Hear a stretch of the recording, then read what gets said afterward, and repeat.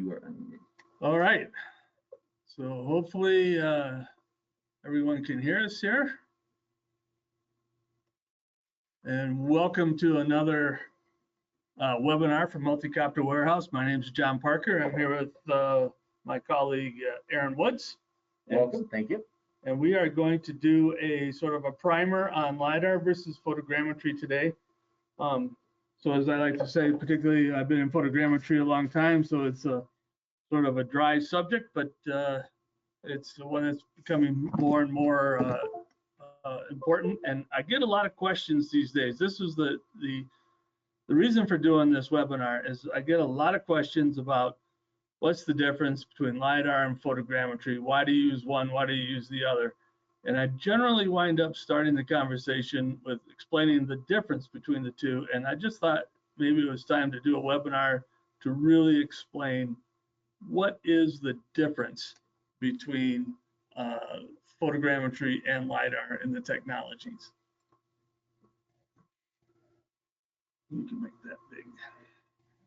The questions one. Oh, this is the chat, isn't it? Okay, you know, questions will, so yeah, and so minor housekeeping here. So yeah, so you want to monitor the questions box will be better.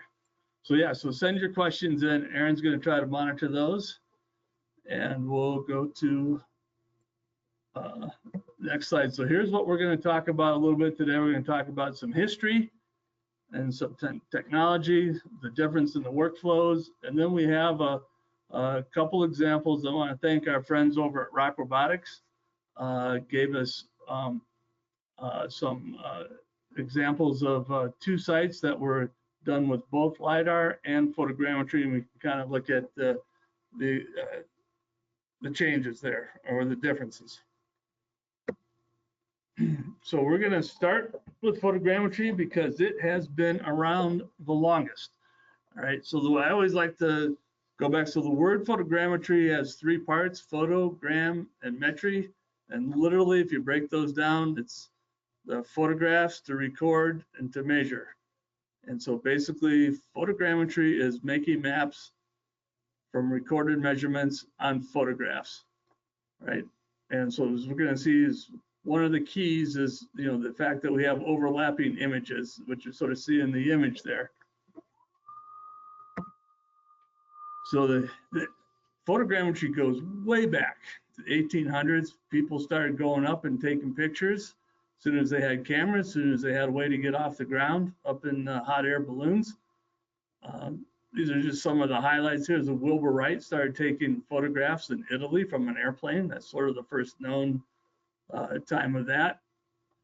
And then in 1921, we have the first what we call analog stereo plotters, where we actually take stereo pairs of images and put them in a machine, look at it in stereo, and be able to plot maps from that. And this really started taking off then. So the American Society for Photogrammetry was founded in 1934. And my next bullet there just says World War II.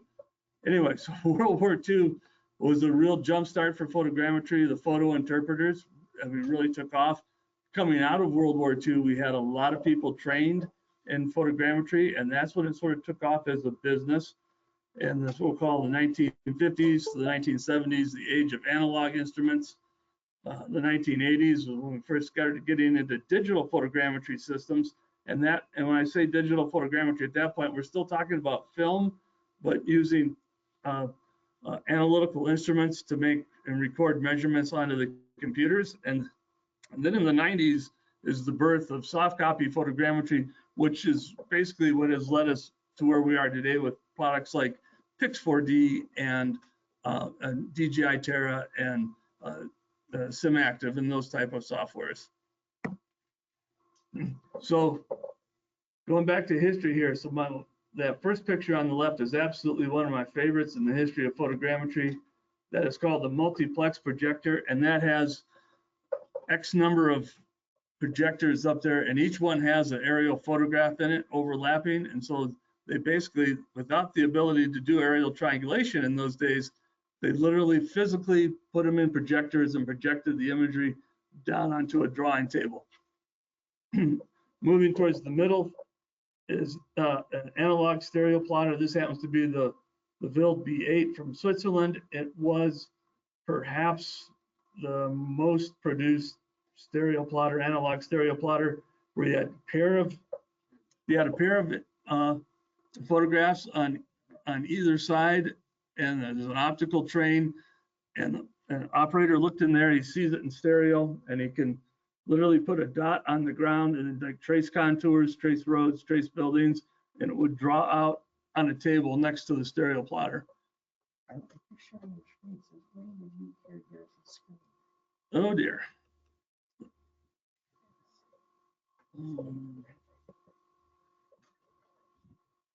Sorry, you look down here. Right to next. Show screen. The play button. So sharing. We didn't give you Carrie. That's Carrie Garrison's screen.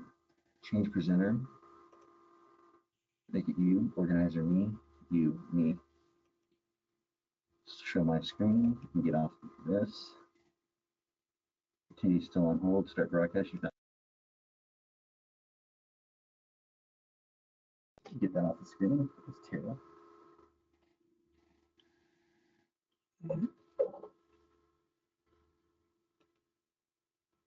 Yeah, that's fine.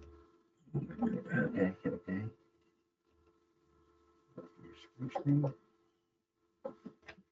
Okay, everybody. We apologize for a little, we started without anyone actually listening or seeing. Okay, are we, am I live?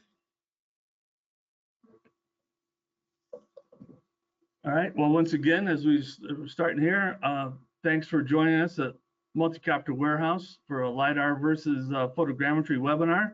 My name's John Parker. I'm with my colleague Aaron Woods. So we are doing this webinar because we get many questions these days about the differences between photogrammetry and Lidar, particularly in the drone space, which is better. So we thought we'd do a little bit of a primer and go over some of the, the history and technology of both Lidar and photogrammetry, give everyone a better understanding of the technologies and hopefully a better understanding of how to apply them. So the scope of today's webinar is going to go over a little bit of history. We're going to go over the technology of Lidar and photogrammetry. We're going to go over the common workflows for them and also look at some examples. I'd like to thank our friends at Rock Robotics for giving us some samples of data that were collected both photogrammetrically and with Lidar. Excuse me. So we'll get right going here. So let's start with photogrammetry. So photogrammetry has been around a long, long time. The word photogrammetry literally means to record and measure, record measurements on photographs. So, and to do this, obviously we need overlapping photographs. And this is sort of the start of how it all began. And all the way back to 1855 is the first known attempt at this with a hot air balloon and a camera. So essentially, as soon as the technology to get off the ground and technology to take a picture, people started doing photogrammetry. Wilbur Wright was taking photographs from an airplane in Italy in 1909. So it's sort of the first known time of people using airplanes. The first analog stereo plotter where you took aerial photographs and put them in an instrument where you could look at them in stereo and then record from them. It started in 1921. 1934 is actually the beginning of the American Society of Photogrammetry. So you can see it was picking up some steam up in my World War II bullet there. So World War II, aerial photography and photo interpretation was used quite a bit in reconnaissance. And that led to a lot of people coming out of World War II with a set of photogrammetry skills. And that sort of began what we'll call the age of analog instruments in the 50s to the 70s. In the 1980s, we saw the first digital photogrammetry systems, and we're talking about images put on plates that had encoders that you could actually record measurements from the film.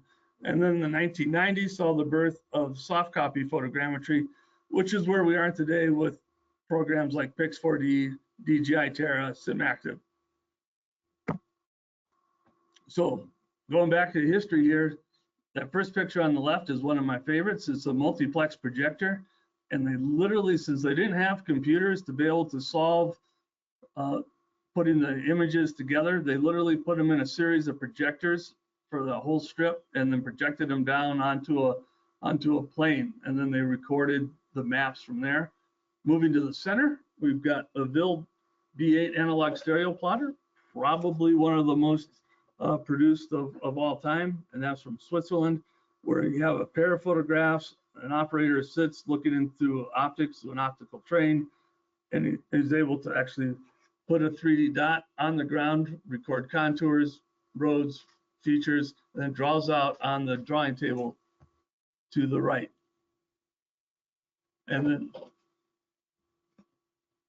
then the last picture is the Zeiss P3 analytical stereo plotter. And so that was a very popular one that came out in the 80s and 90s, where two stages or two images were put there, and people literally started recording into a computer, onto computer files at that point.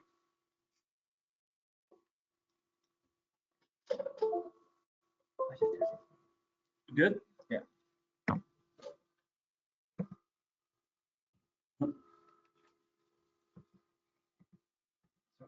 There we go. All right. So let's talk a little bit about cameras. So of course today all the cameras are digital, but before digital, of course, we had film. So the Leica RC30 over there was sort of the pentateuch of the film cameras. It was, had 9x9 photographs. It was very sophisticated. It had the ability to advance the film during the exposure to compensate for the flight of the motion of the flight of the aircraft. The lenses in those cameras were in the neighborhood back in the 80s and 90s of about $250,000. It took 6 months to polish them. The lens distortion was virtually zero in those. In the modern days, we have these large mapping cameras, like the Vexel Ultracam, and now the Phase 1 Pass 880 is a brand new camera. So these use completely different technologies. I like that shot of the Vexel camera because it shows sort of the challenge of collecting all the different bands, the color bands, as well as the panchromatic at the same time, and creating a good geometric image. So what we're doing in photogrammetry, the sort of the key point in photogrammetry is what we call the exterior orientation, right? So what we're doing to make photogrammetry work is that we're solving for the position of each photograph in space where it was taken, the X, Y, and Z, as well as the angles, the pitch, roll, and yaw, if you will, with the kappa, phi, and omega is what we call them in photogrammetry. All right. So one of the things that always sort of gets me is when people talk about get these big projects and we're just going to stitch all the photographs together. Well, we're not really doing that. We're not stitching anything. What we're doing is we're solving. We're solving for the position of each photograph. And so the way we do this, all right, so we have to have overlapping photographs. So back in the days when we were up there with planes and big cameras, we wanted to get about a 60% forward overlap and a 30% side overlap, because it was expensive and film was expensive. But what we're doing here is we have control points, which are known points with known coordinates, and tie points, which are points, common points with no coordinates. And we have a camera model. So before we had the use of computers, we literally physically measured these by hand, okay? And then I was talking about the camera model, those cameras like the one I showed you, that Leica RC30, we know all the lens distortions in each of the quadrants of the lens. And so, because all of these things lead to image displacement, and those are all the things you want to correct for to make a correct map. So in photogrammetry triangulation here. So if you notice in this image, so you can see the spots with X's, those are like surveyed ground control points, right? So ground coordinates, and then we have image coordinates, and then we solve this all through what we call the collinearity equations. There will be a test on this no test at the end of the webinar, but essentially these equations have not changed through the course of photogrammetry. And it's how we were able to solve for all these things. So, because mind you, back in the old days, we didn't have GPS receivers, and we certainly didn't have GPS receivers in the plane, right, like we do now, or on the drone, which is a huge benefit to technology today. Because once you have that aerial triangulation done, all things are possible in photogrammetry. That is the key. Once that is solved, there are so many things you can do. All right. So let's talk about the workflow here. So obviously, this applies just as easily to a drone as it does to an airplane. Flight plan. Where are you going to fly? All right. Ground control. Again, that doesn't change. So let's say we have a drone that has no GPS, or not any, particularly good GPS. If you want to make that a good project photogrammetrically, you're going to have to go out and put out ground control points. You're going to have to survey them. You're going to have panels that can be seen on the photography. All right. And then there's the actually capturing the aerial photography itself. Again, I don't care if it's a drone, I don't care if it's an airplane or a helicopter. All right. You have to go out and acquire the images, and you have to acquire them in a pattern or in a way that's going to allow you to solve for the aerial triangulation. Today with computers and the Pix4D, what we do is we take advantage of the fact that computers and software can easily match hundreds of points between images. And so that's why if you're familiar with going out and doing missions, say if you're going to use Pix4D, why it's asking you to do like an 80% overlap forward, 70% sideways, because that means there's just that many more images, points, and that more ground points and more images creates more rays. And the more rays you have, the more redundancy you have, the better results are going to be. And so basically what we're doing is taking advantage of computing power, whereas in the past, a human, actually a single person, and I have done it, has sat down and actually measured all the tie points between all the photos. All right. So once the aerial triangulation is done, as I said, now all things are possible. So traditionally in mapping applications, we started out with the planimetric mapping. We're doing the roads, we're doing the buildings, you're doing the sidewalks, the utility poles, all those sort of things that you want to capture, sort of like in that top picture there. And then of course there is the topography, right? And that's a little screenshot from a USGS topographic map with contours. But now we can do so much more. Now that we have this aerial triangulation, that we can make digital terrain models or digital surface models, which we sort of like to differentiate by terrain model referring to the ground. The surface model, includes the buildings and everything else. We have ortho photos. People take ortho photos now for granted. That could also be a whole nother history webinar on how we used to create those before we had computers, cartography. And then of course, I would be remiss if I didn't say the explosion of GIS hasn't really fostered a lot of growth in photogrammetry as well. So I want to talk a second about ortho photos, because I always think it's an important part of the photogrammetry workflow.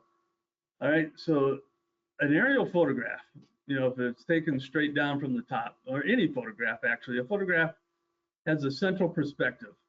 So that means objects lean away from the center. And I found this photograph, I like this because somebody centered it right over a fountain in a city. And if you look closely at all the buildings, all right, they all lean away from the center of the image. You can see one side of the building, but you can't see the other. So this is basically what they call radial displacement. The other thing about an aerial photograph is that the scale is variable, right? So the scale at the center of the photograph is not the same as the scale at the edge of the photograph. You know, and on a map or an ortho photo, you always want the scale to be constant, all right? Another source of displacement is the terrain. So if the terrain goes up and down, you have hills, it can cause uh, a displacement also in the scale. And just, of course, lens displacement. And in modern cameras that we're using for photogrammetry, we don't really pay as much attention to the lens, you know, lens distortion as we did in the old days, because now we literally can model that out with computers. Wasn't always the case in the past. And actually, the side source notice, many years ago when I started getting into photogrammetry, I was mentioning ortho photos to my father, and he just looked at me and said, "What's wrong with the photograph that you have to fix it?" Because that's what, you know, ortho is to correct. So we had this chat some years ago. So this is, so the photogrammetry workflow, ortho photos, they'll, we make the ortho photo by correcting for the lens displacement, terrain displacement, the scale. And this, I like this image because it shows you the, like the difference between 2 points on the ground and how it affects the difference between on them in the photograph. So this is, so when people talk about, you know, stitching, what they're really doing is they're rearranging pixels and putting them in their correct place orthographically. Because right now on that photograph, they are not in the right place. So, and then the other thing is that we didn't used to do so much in the old days that we like to do now is we like to take a lot of oblique photos, because we like to use the oblique photos to make 3D models when we do photogrammetry, right? So it used to be, if you can imagine, really hard to go around and take oblique photos with a giant camera in an airplane, right? It's hard. I mean, you can swing it around, but it was a lot of work. And also the math to add those into the triangulation was difficult, right? So we used to just create ortho photos that had buildings that leaned, and we could minimize the lean by using a longer focal length, but it would, you know, reduce your footprint on the ground. So there's some tricks you could do, but now we can actually, we're taking all the same math and we are taking oblique photos. So a lot of times people will use the term 2D map for an ortho photo versus the 3D model, which we can do now very easily, very powerfully. And the other problem was, you know, 20 years ago, we didn't really have a way to show people a 3D model on a computer. Didn't really, it was not easy to do like we can do now. So that's now you understand photogrammetry. Let's talk about LiDAR. So again, I'm going to start right out with the meaning of the word, light detection and ranging. It is an acronym. There's actually some debate out there whether or not it should be spelled the way it's spelled all the time. That sort of seems to be the big L, little I, capital DAR. I really don't care. Because it is very analogous to radar and sonar, which is radio detection and ranging, and sound detection and ranging. And, you know, radar isn't always capitalized. So, you know, what the heck? I don't know. LiDAR is still sort of special. So, but LiDAR uses light in the form of a laser. And then, so LiDAR and radar both take advantage of the fact that the speed of light is constant. So when it emits energy, it hits a target and bounces back. We know by the time it took to leave and come back, and the speed of light, how fast it is. We just divide by 2 there, and voila, it's an amazing thing. So, but that's just the LiDAR sensor by itself. The LiDAR isn't going to make a map yet. So what we have to do is we have to make a mobile LiDAR that allows us to create maps very rapidly. So, but why are we using lasers? Why are we in this range of the electromagnetic spectrum? Why aren't we just using radar, right? Well, it's all about the wavelength, right? So radio waves are out there. They're very long. They go long ways. They're great. You know, they're great for detecting airplanes. They're, well, a lot of air, you know, the whole safety of the FAA is based on radar, right? But we're living here just above the visible light spectrum. So most common LiDARs today, especially the ones you find on drone, are either going to be 905 nanometers or 1550 nanometers. So just to the left of the red there, right? And you'd have to talk to a laser physicist to explain to me why all of these lasers are those two wavelengths, but that's what they are.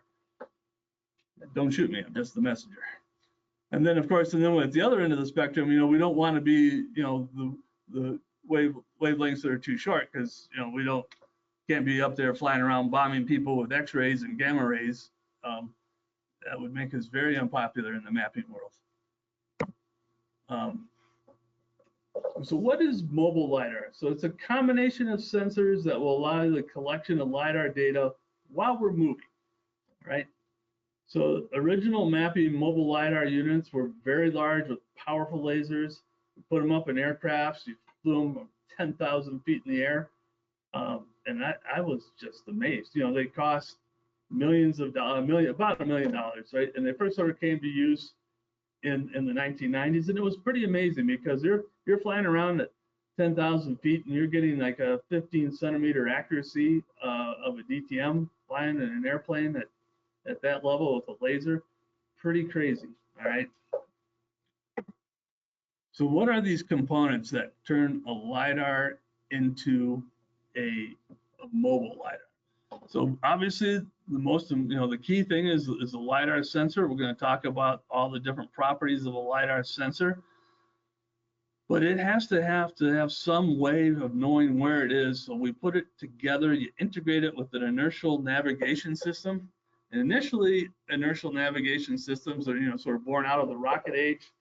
Modern ones now also include a GPS in there. So what we're doing here is if you want to know what that point on the ground is when a laser shoots a shot and gets it back, you want to know that XYZ on the ground, but you cannot know that unless you know the XYZ of the position of the laser when it took the shot. So in order to do that, and you also have to know the angle. So ergo, we have a GPS and an IMU that is tightly integrated into the LiDAR sensor, and that's what makes it a mobile system. That's the secret sauce, right? Literally had a guy call me on the phone the other day asking why he just couldn't put his iPhone with LiDAR on the bottom of a Mavic and didn't do that. And I said, well, it's not connected to an INS system. And he goes, well, I can write software, so good luck. Anyway, it's a bit of a task. And then the other bit, and you can also optionally, you can put a camera in with these systems, right? And we'll talk about colorizing point clouds. But the other key point here is you got to have some sort of a GPS or GNSS base station. And the reason is because you hear a lot of people, especially talk about RTK, but really what we're going to do here is PPK, which is the post-processing of the kinematic data. So some time ago, somebody figured, I want to say this is probably 20, 30 years ago, somebody figured out if I had two GPS receivers and one of them does not move, right, and the other one's moving, and they're all collecting the same signals at the same time, any errors or anomalies in the GPS signal I can model out by having the fact that I had this second base station. So that base station can be a physical base station, a GPS base station. It can be like an NGS CORS reference point, whatever works. You just want it to be nearby the project. So the LiDAR sensors. So the LiDAR sensors are all over the place in terms of what they can do. All right. So you've got a lot of things to consider. You have like the range of the laser. All right. So obviously, flying from a drone, we don't need a laser that can go 10,000 feet, right? We need one that can go a few hundred feet, right? Then there's the ranging accuracy of the laser itself. So that when you look at LiDAR manufacturers, this is one of those things you sort of have to look at very closely because, some will say it's, plus or minus, 2 centimeters, but then you got to see from how far, because obviously the further away you get, the bigger the deal is. And then the number of lasers. Some some LiDAR units have a single laser, some have multiple lasers. It's just the different way they do it. And then you got the scanner, the pulse rate. How many shots are we taking, in this case, per second, right? And then sort of the last sort of key thing on a LiDAR sensor is what we call the number of returns. So, and this picture kind of hopefully shows it nicely, is like, so is that laser beam, let's say if you're particularly over a wooded area, right? It shoots down and part of that beam hits a leaf, right? But some more of the beam keeps going, then maybe a little more of the beam hits a branch, but some more of the beam keeps going. And so it can come, you know, so you got systems that actually can have up to 5 returns per beam, right? The first return and then the last return. So hopefully your last return is the ground, right? So this is, and we're going to get into this a little bit here soon, but this is sort of one of the key advantages on the LiDAR side, is that of mapping through canopies. It doesn't really, laser beams don't penetrate through the leaves. What they do is they find all the openings, right? So I always tell people, if you're walking through a forest and you look up and you can see little spots of sunlight, you know, or blue sky, that's a laser can find those as well. So number of returns is, you know, a key component of LiDAR systems. And here is a nice example of, so in this particular case, this example had a system of 4 returns. So the top line shows all the points, right? So you can see the ground, you can see like all the vegetation, right? And the next one is really interesting because that's the first returns. So that is the first return of all the laser beams, and that you're obviously getting all the vegetation. And the second returns and third returns, you see you're getting more ground and less vegetation. And then the bottom one, the fourth return, is mostly just ground, but also some vegetation as well.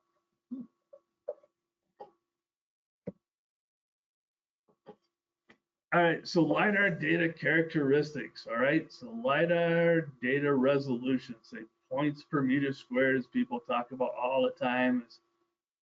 So one of the great things about drones versus being way up high in an airplane is now you can really get great dense data.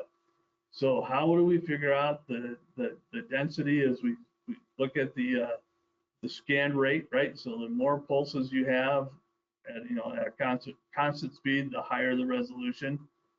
2 other big important factors, particularly when you're planning a drone mission, is the flying height and the airspeed.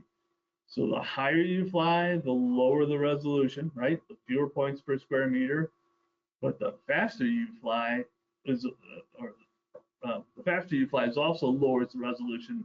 So flying low and slow like barbecue, you get a lot of points. That's why I always like getting super dense points in a LiDAR project. I always like to call it barbecuing it. That's just me.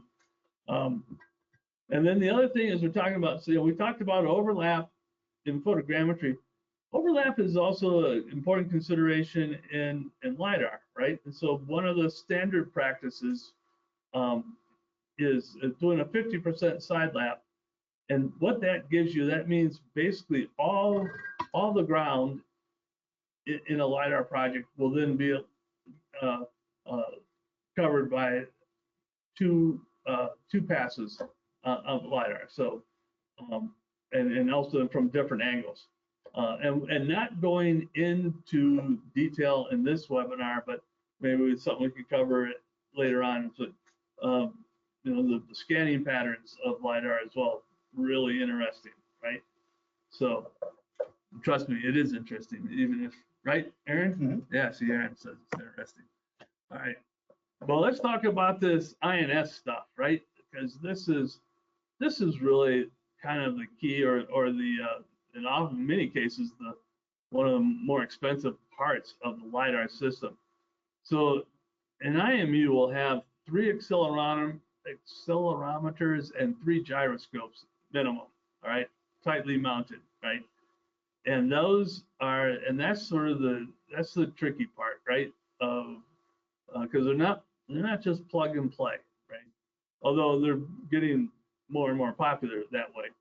So, but the types of, there's basically sort of three types of IMUs that are out there. And that first one, the MEMS, the micro electrical mechanical one, is what is making this all possible for us to do this on drones, because they are small, they are lightweight, they are relatively inexpensive compared to fiber optic gyros or ring laser gyros. All right. So, but you know, it's this technology, everything is getting smaller, better. Right. And then there's several different sort of classes of IMUs. You know, starting and they're divided in their class by how much they drift over time. Okay, so you know your strategic gyroscope, you know, barely drifts at all, and that's something you might want to put on your cruise missile as you're sending it a long ways around and you want to visit somebody's doorstep. Not that I advocate that, but if you want to get on the right doorstep, that's what you do. So the gyros that are used in LiDAR systems, the third one down, are typically what we call tactical grade gyroscopes, right? And then the last one down there are what you find in your cell phone. So I got these definitions from a awfully nice gentleman I knew at the University of Calgary, Professor Alshimi, great guy. If you ever get a chance to see him, tell him I said hi. So, but there's in the world of IMUs and GPS together, there is a great synergy, right? And it's not so much it's not nearly as quite the problem on a mobile system on a drone, because a mobile system on a drone almost never loses lock with a GPS, but sometimes it does happen. When you put that system down on the back of a truck, you're driving around, sometimes you can lose the GPS signal going under a tree or in between buildings. And what happens is, though, as you sort of lose that signal, the IMU, it'll keep the trajectory true until the GPS can reconnect. And then conversely, we just talked about how IMUs can drift, but a GPS can continuously upgrade the position of the IMU. So they work together very nice, right? So, all right, now we know all the basics of LiDAR. We're going to go out and we're going to do a job. Okay, so optionally in LiDAR, you can go out and mark ground survey control points. So it's a little bit different than photogrammetry, because you're not always guaranteed you're going to see the target, right? Because you're just collecting points, right? So what a lot of times people like to do is go out to just like areas of flat surface and get vertical points. That's fine. Or you can make sure your point density is big enough to see any targets that you put out there. So next thing to do is, after we've done our ground control, if we're going to do that, is to start that GPS base station, because we want to make sure we're collecting that GPS data before we take off and fly, right? So then now we're going to create a flight plan. So we're going to determine our speed, our height, our overlap, and that's of course going to determine our density. Generally, you sort of have that figured out ahead of time before you get there, but certainly you have to do it at least by now. And one of the other things in LiDAR versus photogrammetry, and actually this picture doesn't show it very well, but it's better for the INS system to use rounded turns. It just likes rounded turns more than the hard stop turns that you can do on a drone in photogrammetry, where you're just taking pictures, right? So anyway, once your flight plan is created, start that LiDAR system. Typically, a lot of them are independent of the drone, so you just start collecting data, and then whoosh, off she goes, right? And then just like it's just like collecting your photos on your drone. You're doing the same thing. As we like to say, we're mowing the lawn.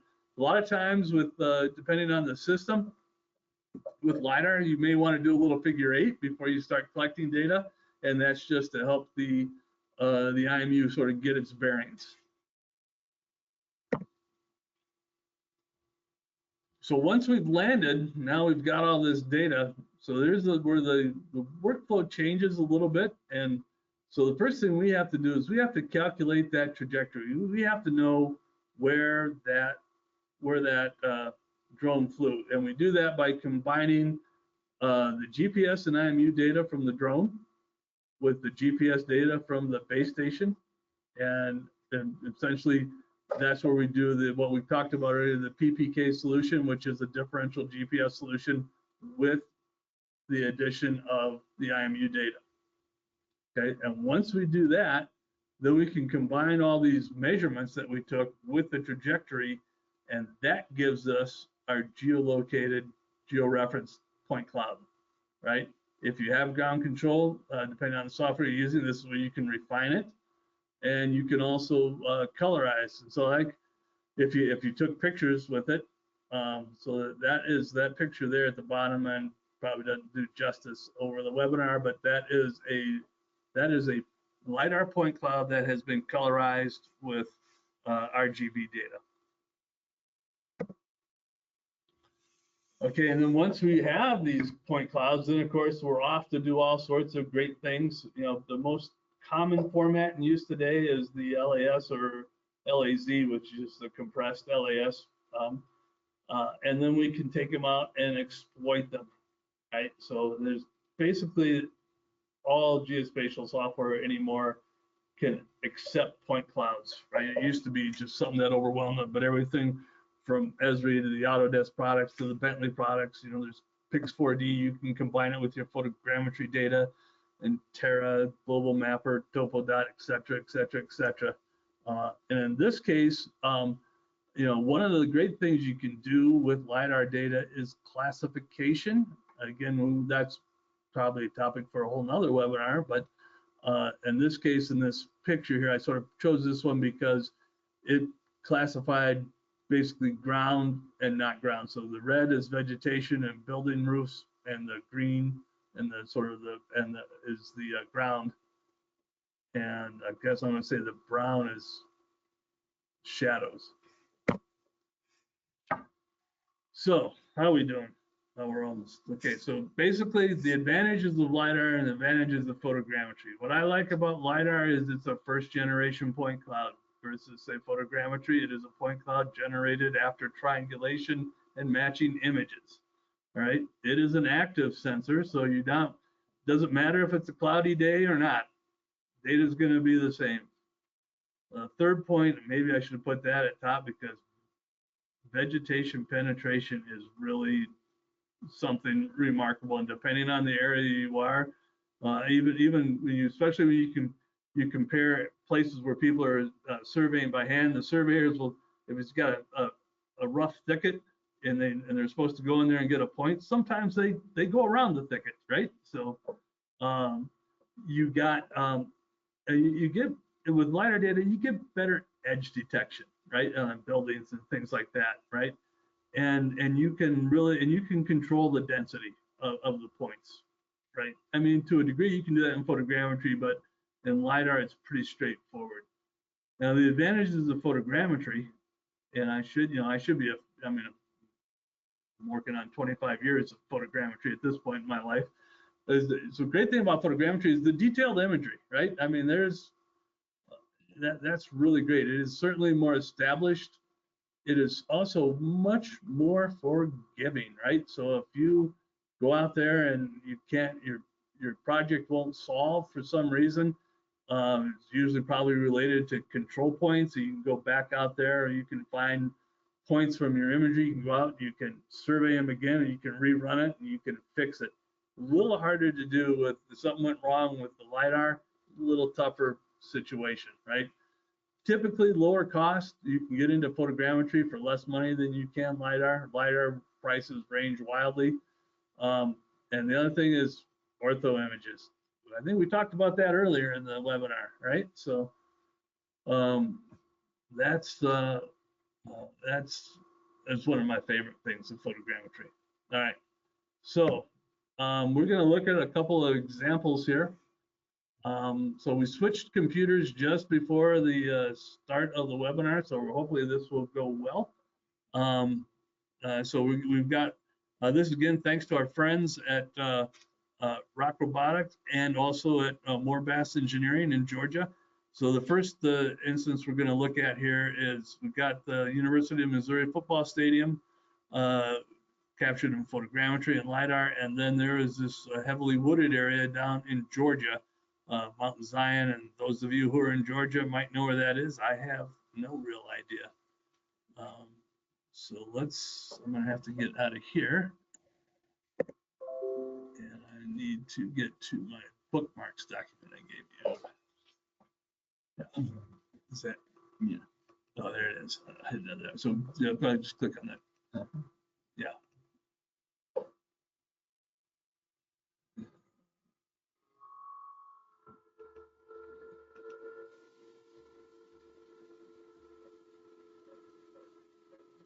Well, not only am I on a different computer, I'm on a different mouse. It's way fancier than mine. So this is over a football stadium. This is just LiDAR data, so you can sort of see the detail here of all the things. One of the things I guess I should mention here, because I see this cable going across here, is is one of the great things about LiDAR data. If it's if the sensor is up to it, is capturing utility wires, electrical wires. Great capability. So I want to get up to here. Oops, other end of the stadium. So if we can kind of get down here into the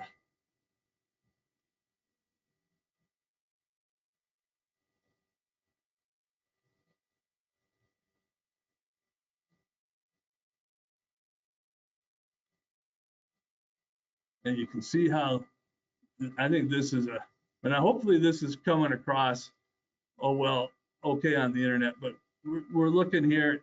So obviously, I mean, this is just LiDAR data, and we're looking and you can pretty much, that's pretty thick trees, and you look at how we're getting into the ground here. I think that's pretty impressive. But if we also, so we go back up here and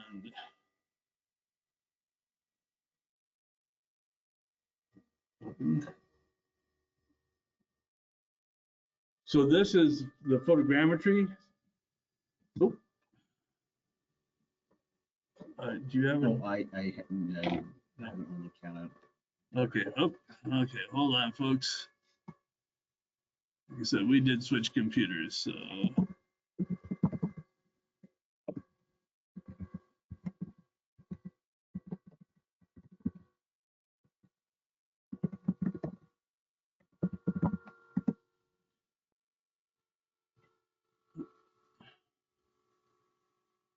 Oh, Multicopter.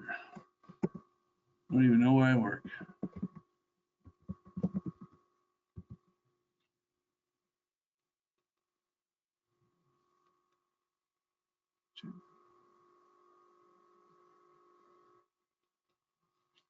Let's try the password.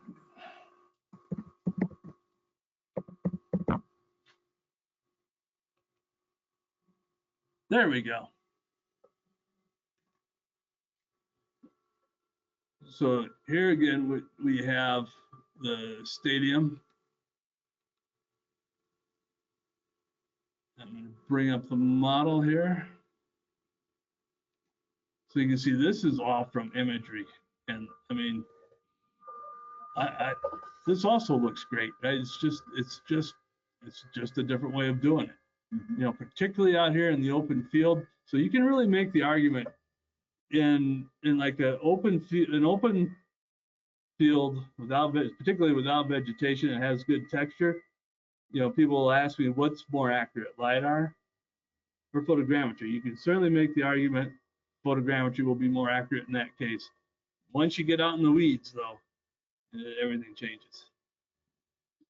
So, and here's our same. Want to just sort of get into the same area of the trees here. But so you can just see this, not the same sort of detail and resolution. It just doesn't get it the same way that the LiDAR did, right? So how are we doing? Time. Okay, we got enough time? Okay, let's jump into, so now we go to, let's open this link.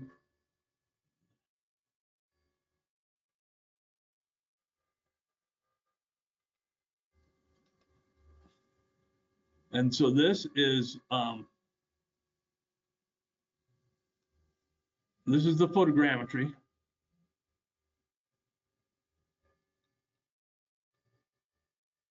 And you can see, so I mean, pretty good stuff, right? But once you get over here, and so this is heavily brushed and thicketed, right? And so when we look at the same, let's get the thing up in the rock cloud on Rock Robotic.